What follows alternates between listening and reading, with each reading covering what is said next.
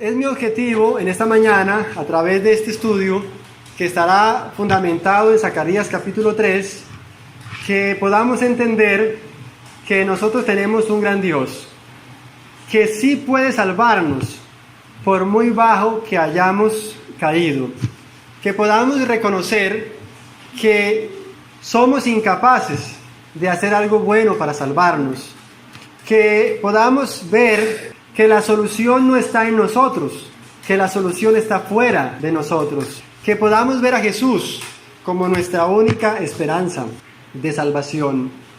Dios, podríamos decir, el mejor pedagogo del universo. Él se ha valido de diferentes figuras, de diferentes símbolos, para revelarse a la humanidad, para dar a conocer el plan de salvación.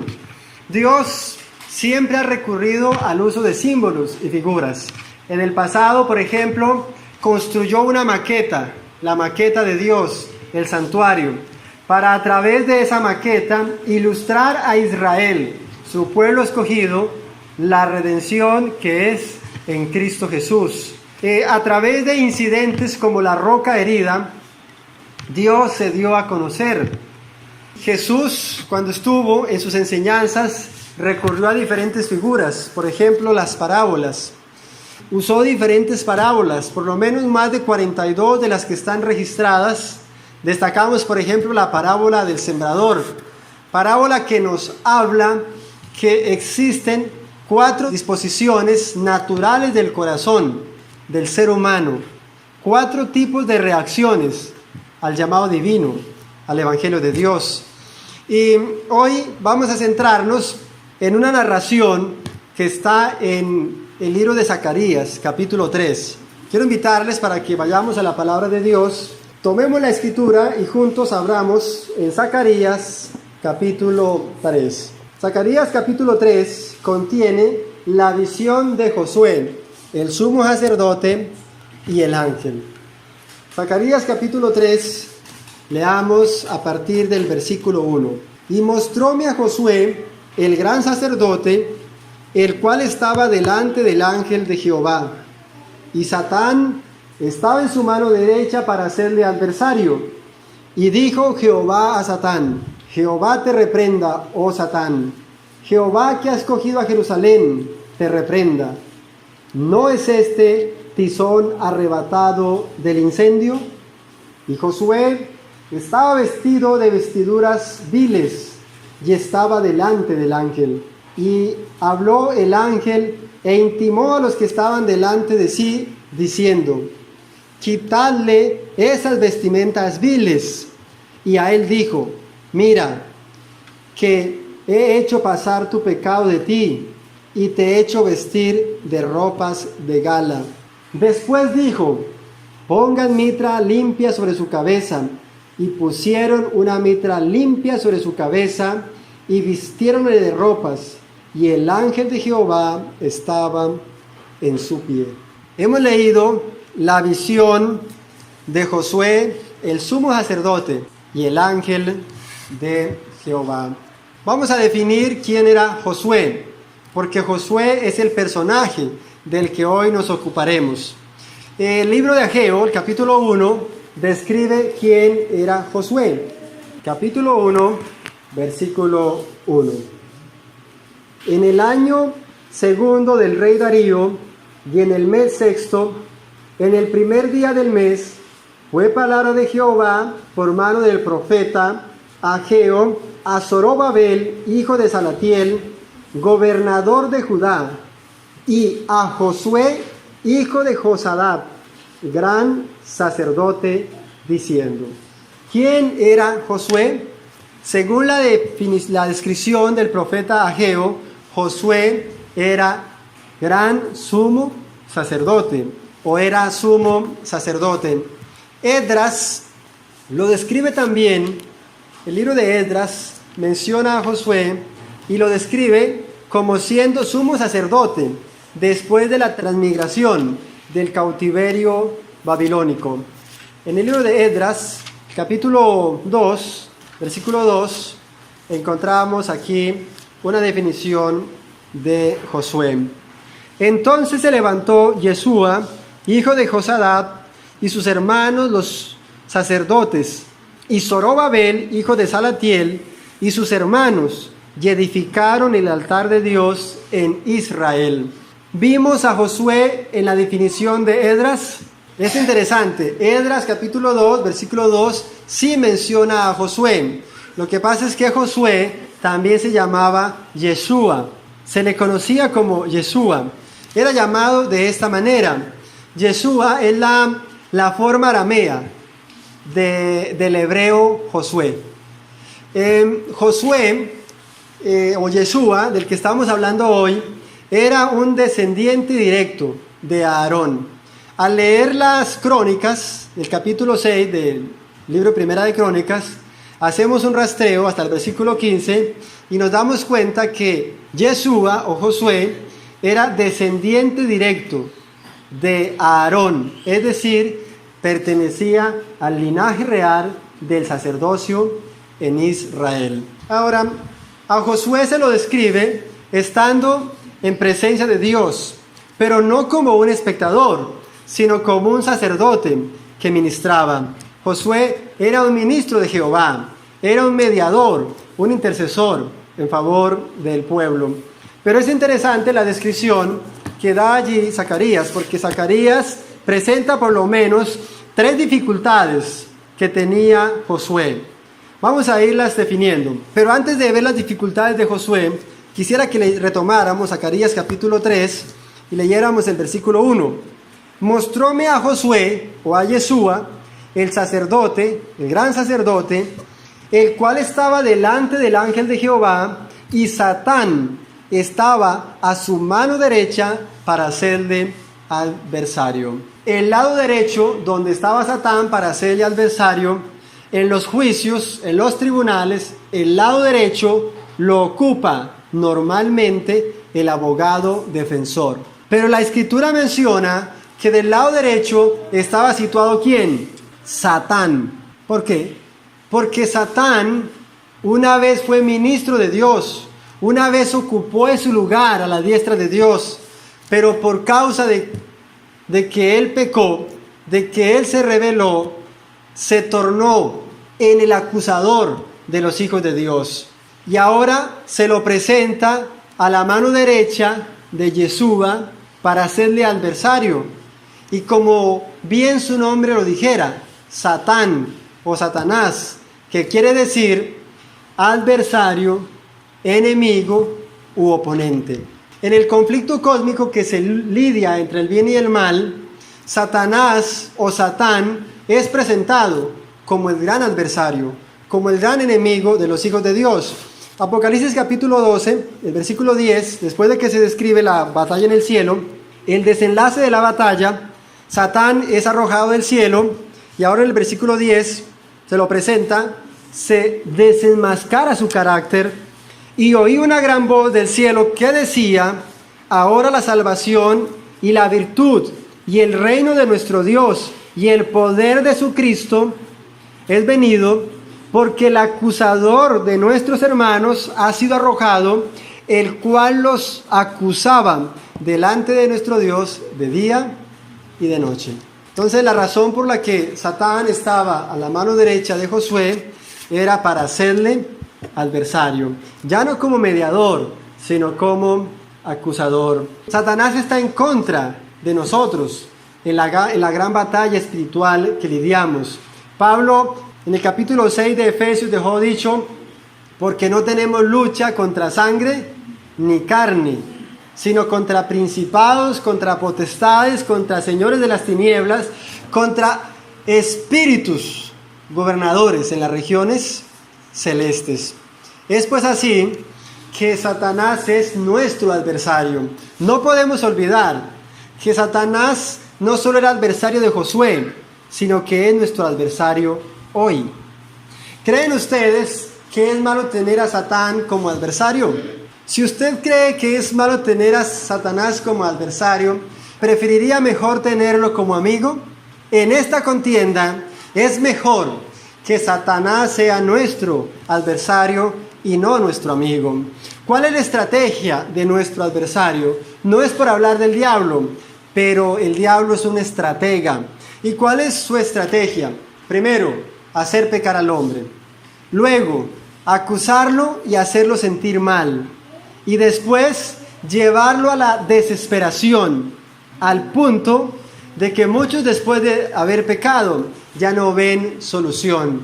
Muchos después que han pecado se han quitado la vida, como Judas. Esa noche del viernes que Judas vendió a su Señor por el precio de un esclavo, 30 piezas de plata, Judas nunca más volvió a vislumbrar un amanecer. Judas no contempló nunca más el amanecer, porque de allí salió y fue y se ahorcó.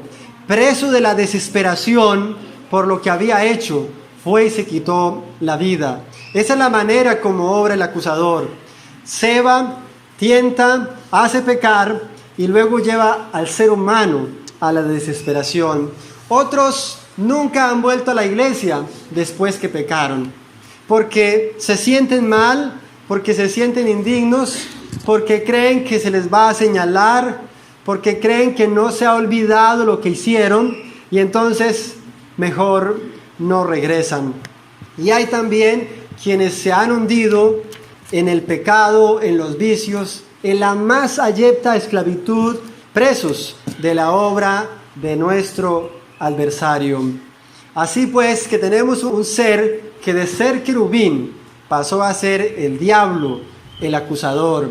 Job capítulo 1 versículo 9 presenta una reunión en algún espacio del universo donde comparecieron los hijos de Dios y también vino Satán. Y Satán en esa reunión dijo que Job servía a Dios por interés, que la razón por la que Job servía a Dios era porque Dios extendía libremente su mano y le había bendecido y prosperado.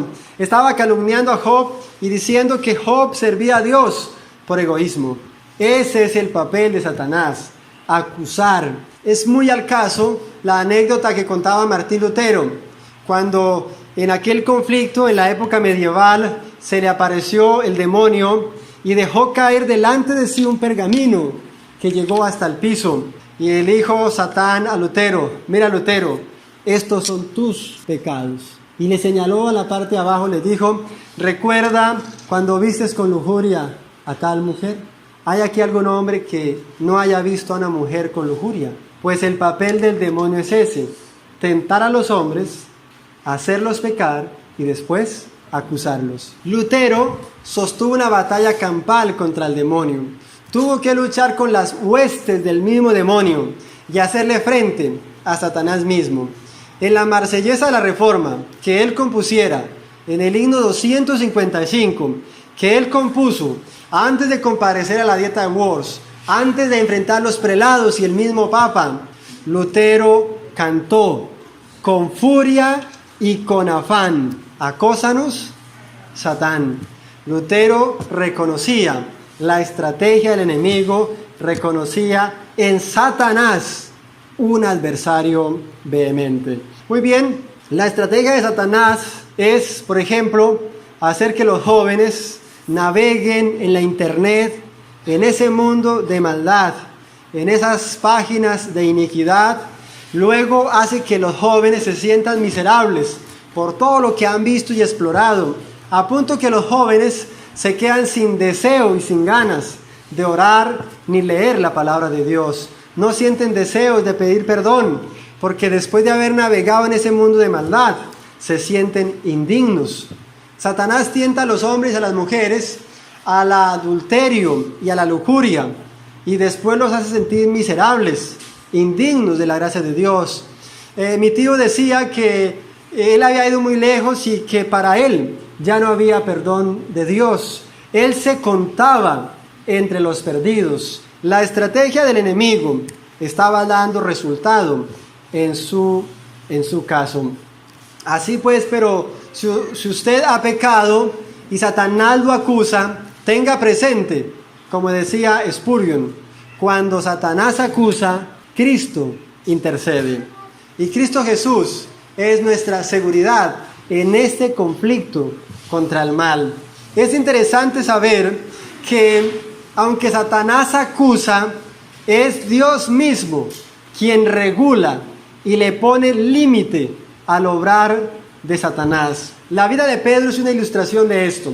En el libro de Lucas, el capítulo 22, versículos 32, 33 y 34, se relata la experiencia cuando Jesús le dijo a Pedro que Satanás lo había pedido a él. ¿Para qué? Para zarandearlo, para sacudirlo fuertemente. Pedro, que se creía fuerte, pero que alardeaba de su buena experiencia, iba a ser zarandeado como a trigo. Satanás quería, en este sacudón que le iba a dar a Pedro, sacarlo del lado del Salvador. Pero Jesús le dijo a Pedro: Satanás me lo ha pedido para zarandearlo como a trigo, pero Pedrito, he orado por ti para que tu fe no falte. Y aquella noche oscura, la misma que Judas vendió al Salvador, esa noche Pedro era zarandeado. Y llegó la primera criada y le dice: usted es un seguidor de Jesús. Cuando Pedro estaba en el patio. Y él dijo: no conozco a ese hombre. Y más tarde vino otra y le dijo: definitivamente usted es seguidor de Jesús. Y Pedro juró que no conocía a ese hombre. Y después vino una tercera interpelación que le decía que él era seguidor de Jesús porque su hablar lo delataba. Los discípulos de Jesús eran conocidos por la pureza de su lenguaje. Y Pedro, para disuadir a su acusadora, maldijo y pronunció improperios para decir que él no era seguidor de Jesús. Y de esa manera Pedro estaba siendo zarandeado como a trigo. Pero mientras Pedro negaba a Jesús, mientras Pedro maldecía, Jesús había orado por él. Y Jesús, al ser transportado de allí, cruzó su mirada con Pedro, que estaba en el patio, y lo miró con bondad, con compasión. Lo miró de una manera perdonadora y le dijo: Pedro, yo te había dicho, le dijo con la mirada, que pasarías por esto. Pero tranquilo, Pedro, te sigo amando. Y esa mirada lo restauró.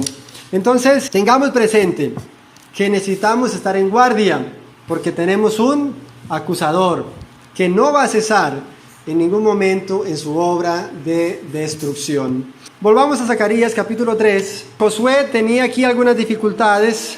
Dice el versículo 2: y dijo Jehová a Satán: Jehová te reprenda, oh Satán. Jehová, que ha escogido a Jerusalén, te reprenda. ¿No es este tizón arrebatado del incendio? Luego de dejar el debate a Dios, porque Jesús le dice a Satanás: Jehová te reprenda, le hace una pregunta retórica a Satán y le dice: ¿no es este un tizón arrebatado del incendio?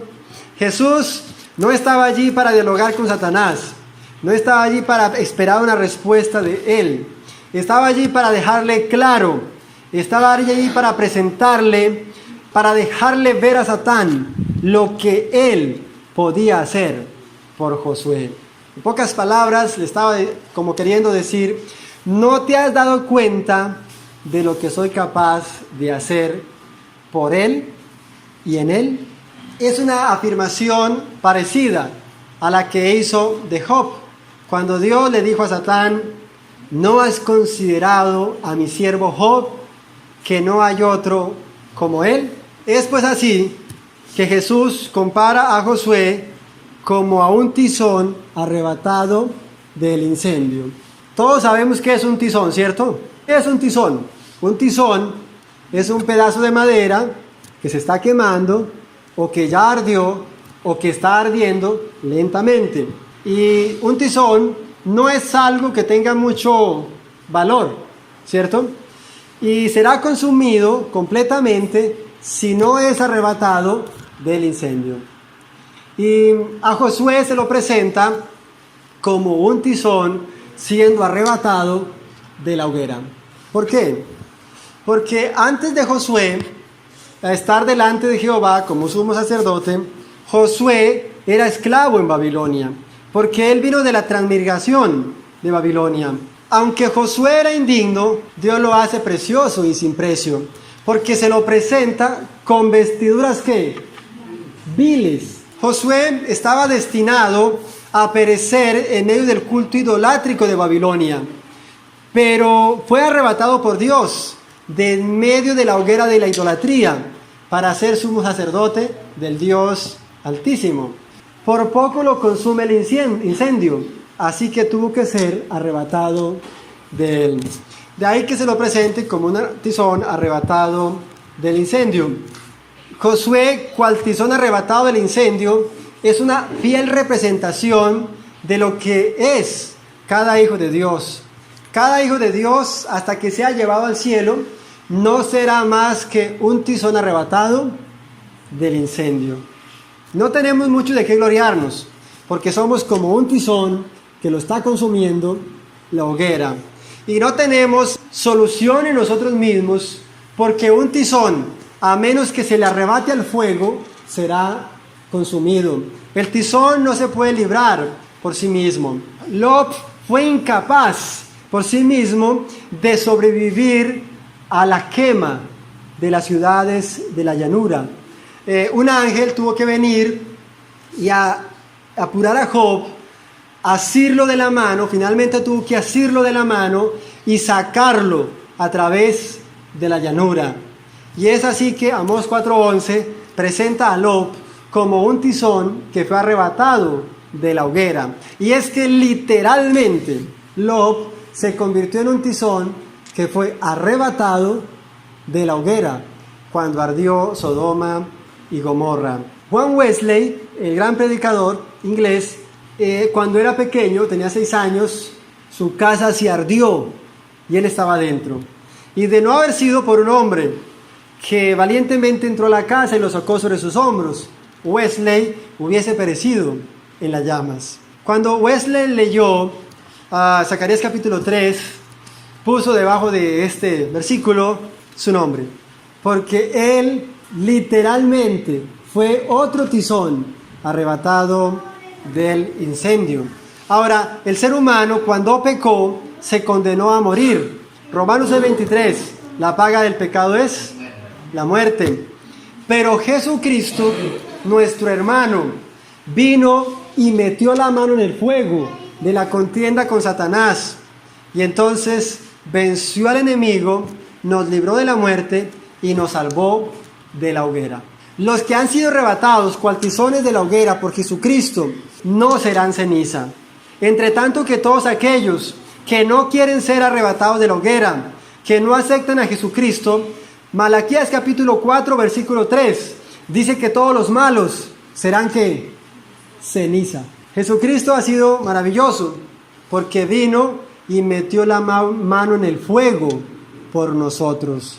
Jesús se hizo pobre para que nosotros fuésemos ricos. Segunda de Corintios 8:9, porque ya sabéis la liberalidad de nuestro Señor Jesucristo, que siendo rico se hizo pobre, para que nosotros por su pobreza fuésemos enriquecidos. Jesús murió para que nosotros tuviésemos vida. Jesús llevó nuestro castigo para que nosotros fuésemos exonerados. Jesús se hizo pecador para que nosotros fuésemos considerados y hechos justos. Jesús sufrió como malhechor para nosotros ser tratados como hijos de Dios. Jesús llevó la corona de espinas y dejó para nosotros la corona de gloria. Jesús fue vestido del viejo manto de grana y dejó para nosotros el traje inmaculado de su propia justicia. Jesús ha sido nuestro auxilio en rescatarnos de la hoguera. Zacarías 3:3 avanza el relato y nos presenta a Josué, y Josué estaba vestido de vestimentas viles. ¿Cómo estaba Josué? Vestido de vestimentas viles. Josué era culpable delante de Dios de estar vestido de vestimentas viles. Sin embargo, en el relato uno ve que Dios soluciona el problema de Josué, porque lo limpia, le quita las vestiduras viles y el pecado que a estas representa, cuando le dice: he hecho pasar de ti tu pecado. Pero esta descripción que Josué, el gran sumo sacerdote, estuviese vestido de vestiduras viles, resulta curiosa y chocante. ¿No es contradictorio que el sumo sacerdote, el ungido de Dios, estuviese vestido de vestiduras viles? Y más cuando los sumos sacerdotes vestían no harapos, sino lino fino, y su vestimenta era una vestimenta especial. La vestimenta sacerdotal era significativa y cada prenda tenía un significado religioso. Por ejemplo, la ropa interior estaba confeccionada de lino fino y costoso. La prenda no estaban cosidas con otras ropas, no tenían diseño, sino que cada una de ellas estaba tejida sin costura de una sola pieza. Su túnica estaba hecha de lino fino también, no tenía costura y era una sola pieza que iba desde el cuello hasta los pies. Una túnica como la que habían regalado al Salvador. Cuando el Salvador fue despojado de su vestimenta, esa era la túnica que le acompañaba. Una túnica como la que usaban los sacerdotes. Además de esta túnica especial y de su ropa interior, el sacerdote llevaba un pectoral sobre su pecho que estaba cuajado de piedras brillantes que representaban a las 12 tribus de Israel. Además, sobre su cabeza llevaba una corona que estaba unida a un turbante, y sobre esta corona había una inscripción que decía Santo para el Señor. Entonces es contradictorio. Ahora, por otro lado, los rituales de limpieza de los sacerdotes y sumos sacerdotes eran muy estrictos, dado que al entrar al templo no debía existir ningún tipo de impureza. Entonces, ¿cómo puede ser posible que Zacarías haya visto a Josué, la máxima autoridad religiosa de Israel, vestido de ropas viles? ¿Qué es algo vil? La Real Academia de la Lengua Española lo define así: vil, bajo, malo, indigno, despreciable, torpe, infame, de poco valor, propio de una persona que falla o corresponde al mal. La palabra hebrea traducida a vil es la expresión más fuerte en el lenguaje hebreo para definir inmundicia de lo más vil y del carácter más repugnante. ¿Qué es vil? Lo más bajo, lo más repugnante, el vómito en el piso, una inmundicia. Eso es vil. Y a Josué se lo acusa de estar vestido de vestiduras como viles, de tener un carácter manchado, contaminado por el pecado. ¿Cómo entender esto? La explicación está en el santuario. Cuando el sacerdote oficiaba en el santuario, se hacía portador de los pecados del pueblo. Es por tanto que se ofrecía un cordero, por ejemplo en la Pascua, un macho cabrío en el día de la expiación, y el sacerdote confesaba los pecados del pueblo sobre el cordero, sobre la víctima inocente. Luego tomaba su sangre en un tazón de oro y la sangre era llevada hasta el santuario, y así el que oficiaba se hacía portador del pecado del pueblo. Josué estaba allí como un representante del pueblo de Dios. Israel había traicionado a Dios, le había dado la espalda, se habían vuelto hasta idólatras, habían pecado delante de Dios, y por eso a Josué se lo representa como estando vestido de ropas ¿qué? Viles. Pero es maravilloso, versículo 4, lo que Dios hace por Josué. Tenemos que ver lo que Dios hace por Josué. Versículo 4. Y habló el ángel e intimó a los que estaban delante de sí, diciendo: quitad esas vestiduras viles. Y a él dijo: mira, que he hecho pasar tu pecado de ti y te he hecho vestir de ropas de gala. ¿Qué hace Dios por Josué? Dos cosas. Uno, le quita las vestiduras viles. Y dos, le viste de traje de gala. Dios no solo remueve el pecado de Josué, sino que le da una justicia positiva cuando le dice: te he hecho vestir de ropas de gala. La obra de Jesucristo es completa, porque no solo perdona al hombre, sino que también lo restaura. No solo remite la culpa, sino que imparte santidad al hombre. Es por tanto que podemos decir que de Jesús recibimos dos cosas: perdón si hemos pecado y poder para obedecer. Estas vestimentas viles que Jehová quitó de Josué describen bien nuestra condición, porque la vestidura es un símbolo del pecado. Cuando nosotros fuimos creados en Génesis 1:26, el ser humano no llevaba sobre sí vestimenta artificial. El ser humano fue creado a la imagen y semejanza de Dios. Por tanto, según el Salmo 104, versículo 2, el ser humano vestía de la manera como Dios viste. Salmo 104, versículo 2 dice que Dios se viste de luz como de manto. Esa misma luz que representaba la santidad y la pureza de la raza humana, la santidad de Dios en el hombre, cubría a nuestros primeros padres. Cuando el hombre peca, este manto desaparece. Ahora el hombre idea una solución, construye, Génesis 3:7, delantales de hojas de higuera. Una solución que Dios no pudo aceptar porque no era una solución completa, porque no era una solución suficiente, adecuada y conveniente. Así pues, que Dios proveyó una mejor vestimenta, un mejor vestido de la túnica de los corderos que fueron sacrificados. El Señor proveyó para ellos túnicas de pieles que representaban al Cordero Cristo Jesús, que moriría en favor de ellos.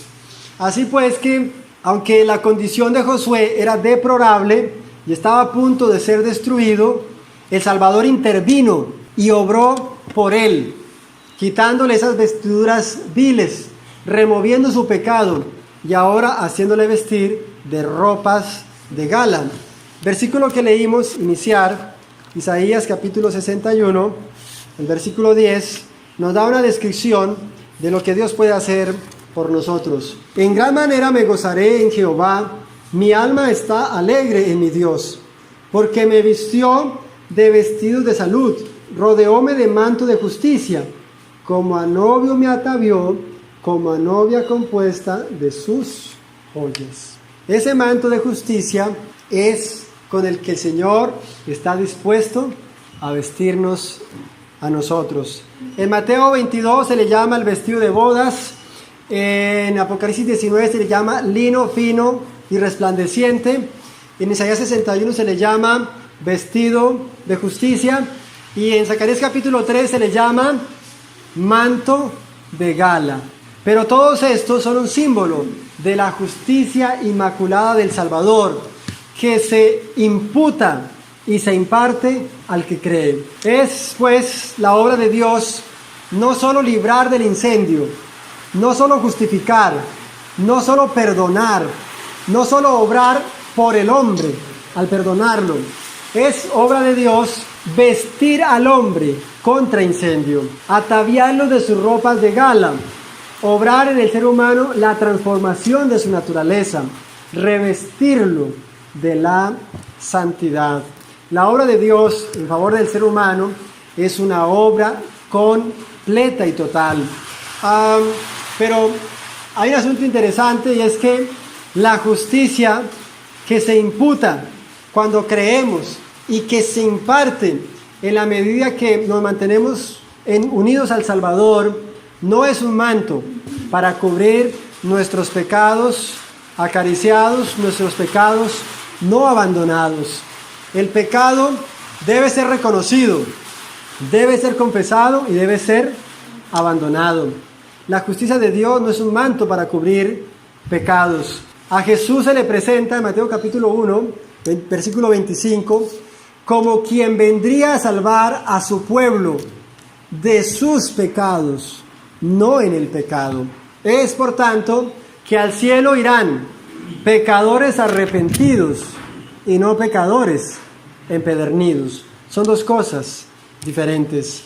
Tenemos la tarea de reconocer el pecado en sus diferentes máscaras en nuestra vida y poder, por la gracia de Dios, separarnos de él. Es maravilloso el intercambio que Jesús hace, porque Jesús toma las ropas viles de Josué e imparte su manto de gala a Josué, que estaba vestido de vestimentas viles. Jesús se viste de lo vil para darnos el manto de gala. Jesús se hizo pecador para que nosotros pudiésemos obtener su justicia. Hay un detalle interesante. La raíz del nombre Josué y la raíz del nombre Jesús son la misma. Josué, Yeshua y Jehová salva o Jehová Salvador, y es la misma raíz para el nombre Jesús. Pero es interesante que Jesús vino a ser Josué y Josué pasó a ser Jesús. Esa es la obra de Dios. Necesitamos conservar el traje de gala limpio.